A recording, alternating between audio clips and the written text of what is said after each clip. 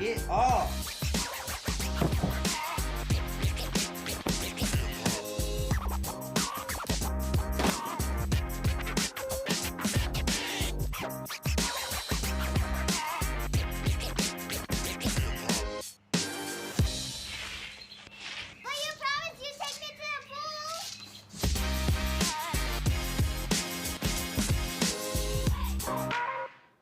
What's up, Transit? How's it going?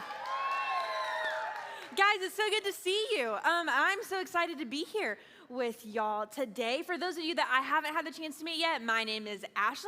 Super nice to meet you. And if it's your very first time with us, we are also just so beyond excited that you're here.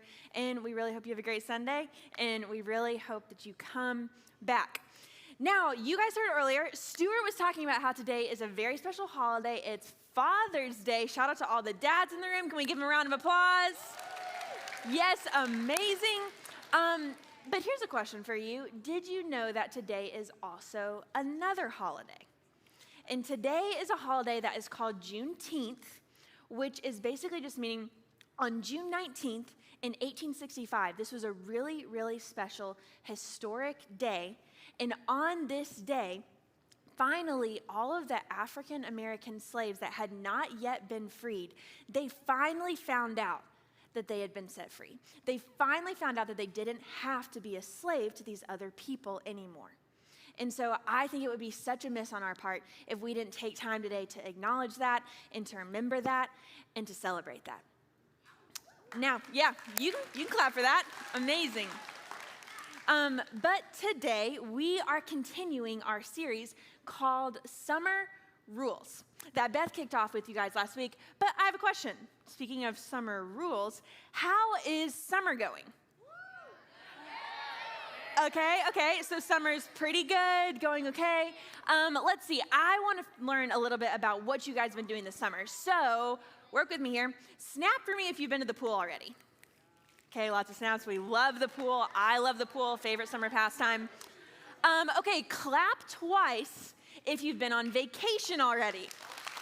Yeah, we love vacation too. I've already been to the beach. I've been to Universal Studios. It's a great time. Here's one. Raise your hand if you've been sunburnt. Raise both hands if you were like completely red. Like strawberry color. Yeah, and both hands are up for me.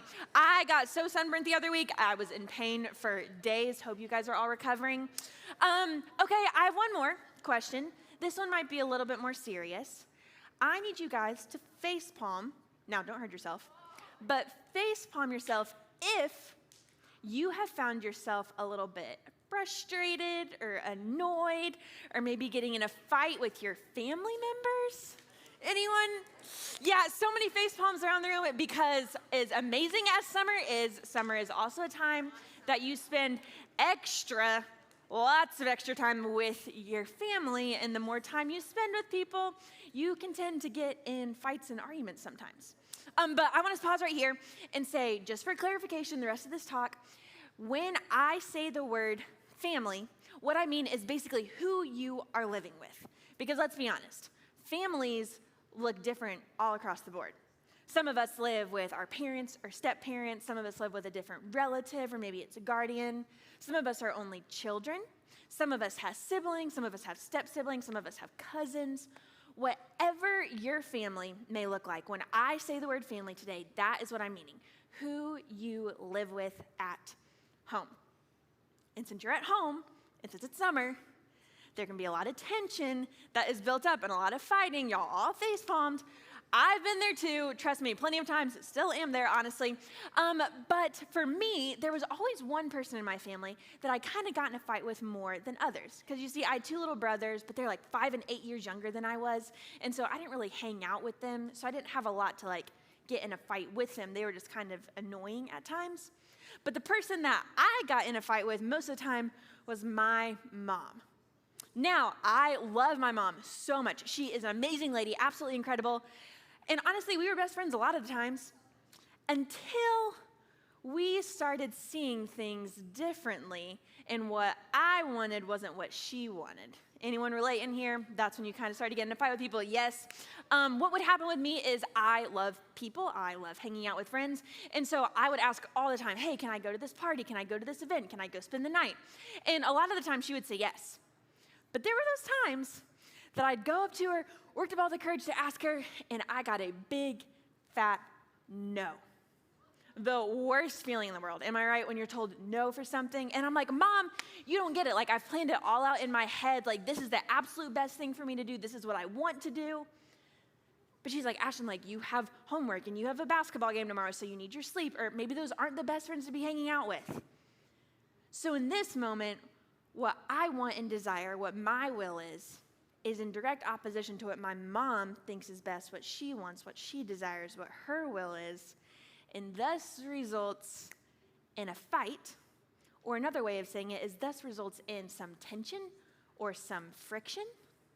Now, how many of you in this room know what the word friction means? Have you learned about this in school? Yes, a lot of you in science class. So friction is when you take two objects and they're in direct opposition for each other, and they kind of go up against each other. So, for example, if you're driving a car and you're like slamming on your brakes, the tire is in an opposition to the road and it makes a tire mark, right? Or maybe say you're like, when you're little, like climbing on the monkey bars at school and your hands, like they kind of on the monkey bar and then you get off and like you have these blisters on them. Or, I brought a fun little thing this morning, say these two pieces of metal, let me see if I can get it, and you get a spark. Because of friction. Now, I think this is what happens at home. We get in a situation where, say, you're trying to figure out what to eat for dinner, and all of you guys can't agree on anything, and so all of a sudden, lots of friction. Or maybe say you just want your siblings to respect you and respect your space and respect your things, and you feel like they're always intruding, always getting in the way, always taking your clothes, and so you start to have more friction. Lots of smoke. Or maybe you're a little bit like me, and you want to go hang out with your friends. You want to go to this party. You want to go to this event. And your parents are like, hey, this isn't the best idea right now. But you're like, Mom and Dad, I found out all the reasons why this would work. And the heat builds, and the tension builds, and the frustration builds.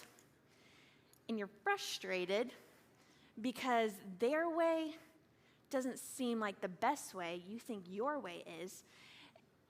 And it's tough, and it hurts, and it's not fun. Now, here's the thing. Friction can be inevitable with families, and with siblings, and with parents, cousins, because oftentimes we're different human beings, so what we want is going to be different than someone else, and it'll cause that friction. So friction itself isn't necessarily the problem. What the problem is how we respond to it and what we do with it. And I think oftentimes this is the narrative that we have in our head, that the fight, the friction, the frustration is their fault. The fight is their fault. Because if they could just see things the same way that you did, then we wouldn't have this problem. We wouldn't be in this predicament. Now, living a life in frustration and friction and anger and whatever you fill in the word, that's not God's best for us. He doesn't want us to stay there. He doesn't want us to respond in a way where we lash out and it gets all heated, and then all of a sudden it just becomes this really harmful and hurtful situation. No, he has a lot better for us than that. And Jesus, when he was here on earth, actually talked a lot about this. And so today I want to look at a passage that is actually a record of one of the sermons Jesus gave, and this is called the Sermon on the Mount. And this was a much longer sermon, but we're just going to look at one little part of it today. In this particular part, Jesus was talking about how we interact with other people, how we interact in our relationships, how we interact with our family. So his disciple Matthew was sitting and listening, and he recorded all of this, and look what Jesus says. He says, "Why do you look at the speck of sawdust in your brother's eye and pay no attention to the plank in your own eye? How can you say to your brother, 'Let me take the speck out of your eye,' when all the time there is a plank in your own eye?" And he finishes saying, "You hypocrite, first take the plank out of your own eye, and then you will see clearly to remove the speck from your brother's eye. Now, I want you to look at a few key words here. If we go back to the beginning of this, he says, why do you look at the speck of sawdust in your brother's eye and pay no attention to the plank in your own eye? Now, you guys might not need a visual of this, but hold on, let's continue one more time. Look at Jesus. He continues to say, let me take the speck out of your eye when all the time there's a plank in your own eye. Speck and plank. Now, you guys probably don't need a visual of this, but look at these pictures. We have a hand full of, this is sawdust here. And then over here, we have a 2x4 plank. Now, this hand, it looks, rather large on the screen, but look at your hand. If that is filled with sawdust, and Jesus is saying a speck of sawdust, that's so tiny. So tiny. And he's saying, that's what's in your brother's eye. That's the problem. That's the mistake that your brother has made, or any member of your family for that matter, or any friend. But he's saying, look what's in yours. This is a 2x4. This is a wooden plank that honestly, that doesn't even physically make sense. It's kind of absurd. And I think that's the point that Jesus is trying to get across. Is hey, wake up. You get in these fights with your family members, and you're so worried about what they did wrong, but what they did wrong is like a speck of sawdust, when in reality, you have a plank in your eye. And so Jesus continues on, and this is what he tells us to do. He says, you hypocrite, first take the plank out of your own eye, and then you will see clearly to remove the speck from your brother's eye. Take the plank out of your own eye. And I think this is so key. Because if you remember back to our little friction example just a second ago, if I just have one of these, there's no spark coming off of this, right? Or if I just have this one, there's no spark of this either. No, it takes two to create the spark, to create the friction. And so what Jesus is saying is hey, when you get in a fight, instead of that internal narrative of the fight is their fault, it's not all their fault, because you have to own your part and make the whole thing better. You have to own your part, and you can make the whole thing better. You stop worrying about the speck in their eye, and you actually look at the plank that's in yours. Now, I want to pause here for just a second, because there are some of you in this room that your family situation, it's hurtful, it might even be unsafe, and that's not what I'm talking about right here. That is very different than these fights that you could naturally get in, because you wanted something different for dinner. No, if you're in a situation where it's hurting and you feel like your home situation might be unsafe, I want to encourage you to please talk to your small group leader today, because we want to be there with you. We want to be there for you and help in whatever way we can. But for all of these other little fights, like when your siblings intrude in your room, or you can't decide on a place to eat, or you want to go hang out and your parents say no, and you're frustrated, own your part and make the whole thing better. But I love this because Jesus continues on, and there's one last part that is so crucial to see. He says, after you take the plank out of your own eye, then you will see clearly. You will see clearly.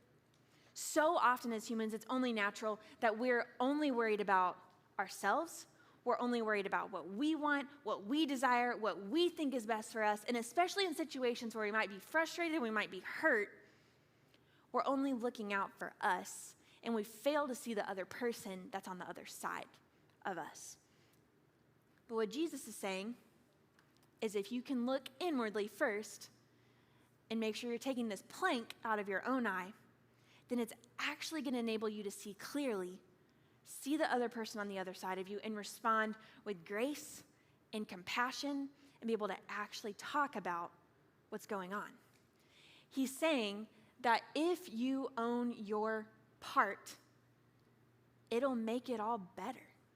It'll make it so much better. Yes, it might still be a little bit hard to go into conversations like that, but I would much, much rather you respond with grace and compassion and be willing to process through the frustration and the friction instead of it blowing up in a fight that is actually going to be hurtful and harmful. So this is my encouragement to you this week. It's natural that there's friction that comes when you're in close quarters with your family all of the time. I get it, have been there too. But in those moments that you're starting to feel that, I want you guys to pause, take a deep breath, and remember to look inside and see where you can own your part first and make it better and meet your family member where they're at. So today you're going to go to small group and you're all going to talk about it, and I think you're going to find out, hey, each and every person in this room, each and every person in your small group also struggles with this. But we can come alongside each other and encourage each other and help it to be so much better. Let me pray for us. God, I thank you for this day, and I thank you for these students, and I thank you that they're here at Transit this morning. I ask that you would help them to have an amazing small group time, and that they would know that they're not alone in whatever battle they may be facing. And I ask that you would help them this week to truly own their part in a fight, in a problem, and that it would be so much better because of it. We thank you for who you are, and we thank you for your love for us. In your name I pray, amen.